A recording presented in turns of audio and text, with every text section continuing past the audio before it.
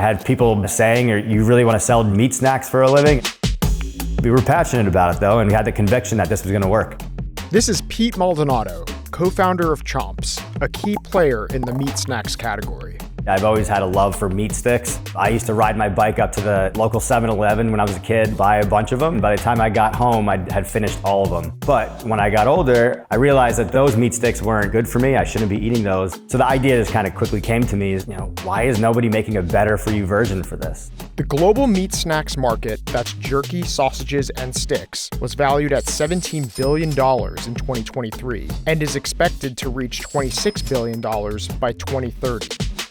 Bothered by the state of the market in 2012, Pete and his friend Rashid used their own money to start a side hustle, determined to make a healthier for you alternative. As you walk up and down these aisles in a normal grocery store and you're looking at these products, they're loaded with sugar, preservatives, a bunch of unnecessary ingredients. That really struck a nerve for both of us.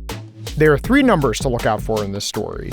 $6,500, the amount of money needed to launch the brand's first production run, $244 million, the company's retail sales for 2023, and over $350 million, the total number of sticks sold from 2012 to 2023. We wanted to remove the sugar. We wanted to use grass-fed and grass-finished. We made something that tasted so much better and was a better nutritional product for us. This is Founder Effect. A certified personal trainer at the age of 19, Pete was always looking for a solution to help his clients stick to their meal plans. They were very busy professionals, and I would spend a lot of time putting together these elaborate meal plans and grocery lists, and they never stuck to them. Pete originally started Frozen Fitness in 2006, a company specializing in prepared meals. So I ran that company for about 3 years, had some unfortunate missteps, and eventually had to close the company down. A few years later, at a chance meeting, Pete struck up a conversation with Rashid Ali about a new idea for a business in the health food sector. I think we called or texted the next day and met up, and I said, hey, would you want to partner? He was excited about the idea. At the time, Pete and Rashid's original concept for Chomps was a little different than it is today. The idea was really to start shipping frozen meat all over the country. That's actually how the business originally started with the two of us, but we quickly pivoted. That's when Pete had the idea around, I used to eat these gas station snack sticks all the time. Could we make a cleaner version? It could be shelf stable. It would be more portable and convenient. I thought it was a fantastic idea. At the time, CrossFit, paleo, keto were really starting to gain momentum, and this product leaned perfectly into those communities. There really weren't a lot of great grass-fed beef meat snack products, especially ones that had no sugar added to it. And we had the conviction that this was going to work. Pete and Rashid wanted their products to be different than other meat snacks at the time. One free of sugar and with grass-fed and finished beef. Their next challenge was figuring out how to concoct the correct formula. The initial formula for Chomps was made in partnership with one of our co-manufacturers. It was a very tough product to make, so a lot of manufacturers didn't want to deal with it. They wanted to do the old way of approaching it, where they could make sure that the product would turn out exactly the same every time. Collectively, we came up with a winning recipe that is very similar to our original beef recipe we have today. Next, the pair had to find a suitable location to source their beef from. The difficulty in that was finding somewhere they could source from reliably year-round.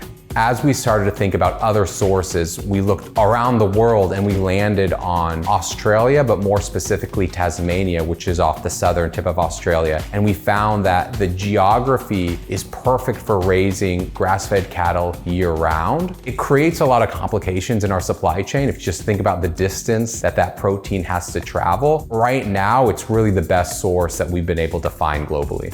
After finding the correct formula and co-manufacturer, Chomps was officially born in 2012. For initial funding, Pete and Rashid together put forth $6,500 of their own money.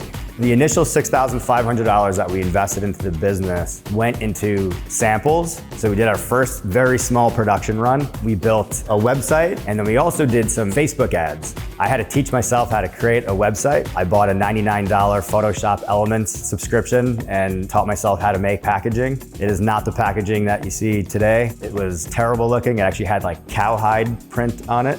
It was just Rashid and me, and we were both running it as a side hustle. This business was supposed to be and run as a D2C e-commerce like store, and we were gonna be able to do this on the side. Chomps frequently sold out of product in the first few years of business. At launch, the price was around $2 a stick. Today, it's around $2.49. In the early years, Chomps sold directly to consumers, but also to CrossFit gyms, independent specialty stores, chiropractors, and doctors' offices.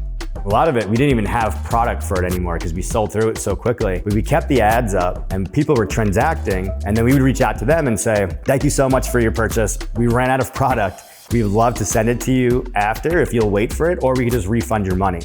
2013 was our first full year of business, and we did somewhere around like $40,000 or $50,000. Then in 2014, we did about $100,000. And then we kept doubling from there up until 2016, where we 10x'd the business. So we went from about $450,000 to $4.3 million.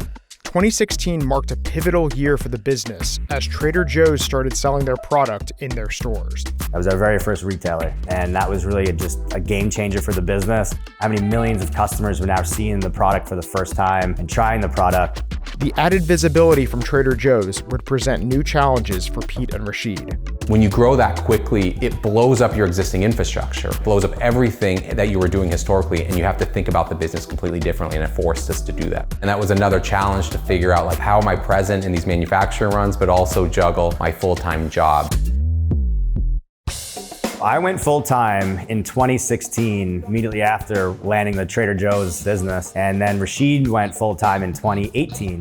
We opened a Chicago office, we started hiring people. That's when we realized that, Pete and I have to delegate. We have to think about culture. We have to think about how do we scale beyond ourselves to make sure that we continue to grow this business. In addition to being a healthy alternative, ethical sourcing practices have been important to Chomps since inception. We want to make sure that the things that we're doing in our sourcing practices are not only good for nutrition, it's good for the environment, and it's good for animal welfare. These are the three main pillars of sourcing that we think about every day. Those ideas were what we had when we started the business and hasn't changed since. In 2021, after bootstrapping the company for a decade, Chomps secured its first funding round, an $80 million minority investment from a private equity firm named Stride Consumer Partners. In recent years, Chomps has experienced significant growth, resulting in the company bringing in nearly $250 million in retail sales in 2023. For Pete and Rashid, Chomps' success is also in part due to its commitment to inclusivity and its accessibility to consumers not already familiar with meat snacks. What we realized in the last several years is our success is being driven through incrementality to the jerky set. The Chomps consumer isn't necessarily eating Chomps because it's a better jerky alternative. They're eating it because it's a high protein, low sugar, tasty, convenient snack. Key life moments have also reinforced the core principles of what Pete and Rashid initially set out to accomplish with the Chomps brand.